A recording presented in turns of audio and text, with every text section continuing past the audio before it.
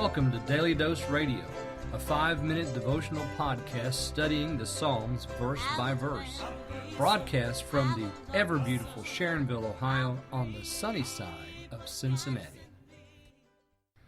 Hey, welcome back to Daily Dose Radio. We're going verse by verse through Psalm 105 this week and next. Today we're looking at verses 16 through 20. Let me read those verses for you. Moreover, he called for a famine upon the land, and he brake the whole staff of bread.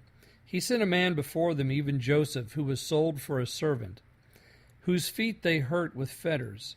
He was laid in iron, until the time that his word came. The word of the Lord tried him. The king sent and loosed him, even the ruler of the people, and let him go free. Now, you remember last time we talked about the pre-Egyptian life of the patriarchs. They're moving around the land of Canaan because God has given them the entire land. Abraham, Isaac, Jacob, and they're living in the places all around the land, different locales. God's not let anyone harm them. But now, to make them a great nation, he has to afflict them.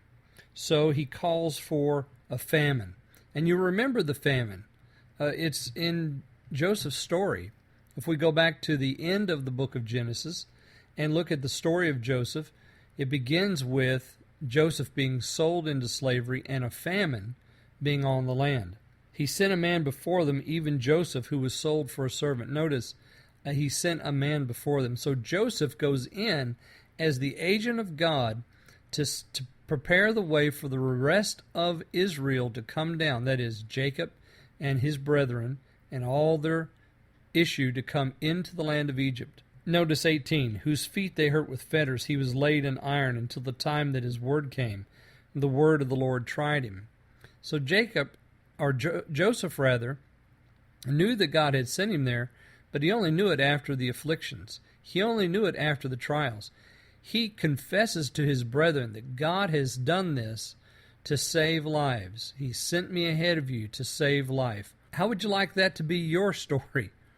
To be sold by your brethren into captivity, to be a servant, to be laid in irons, and to be tried until God's word came true. Well, that's Jacob's story. And Jacob probably didn't understand what was happening to him. He knew the hand of the Lord was on him, but I doubt if he knew exactly what was going on. It's very hard to see in affliction, you know. It's very hard to see sometimes in a cloud and in the dark. It's very hard to see when you're laid in irons in a dungeon and you wonder why God has abandoned you. Well, God hadn't abandoned him at all. He was trying him. He was preparing him for the work he had him to do later on, which was to save life. And then, verse 20, the king sent and loosed him, even the ruler of the people, and let him go free. And that's Pharaoh.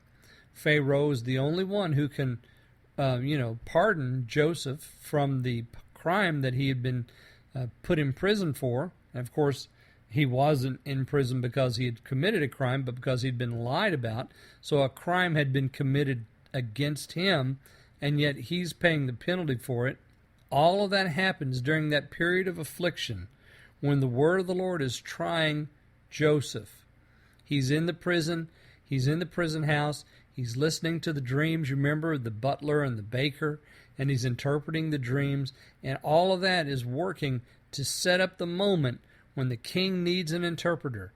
And then suddenly, just like that, he comes in and releases Joseph and gives him an opportunity to interpret his dream. And so he does, even the ruler of the people, and let him go free. Now what happens?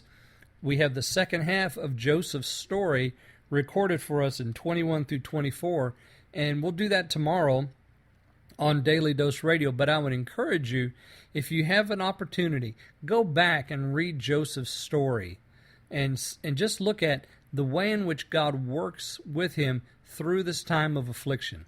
Okay, I hope you'll join me again tomorrow on Daily Dose Radio. Thanks for listening to Daily Dose Radio. I'm David Smith. The music today has been performed by the Bluegrass Experiment. Thanks again for listening. I'll see you next time on Daily Dose Radio.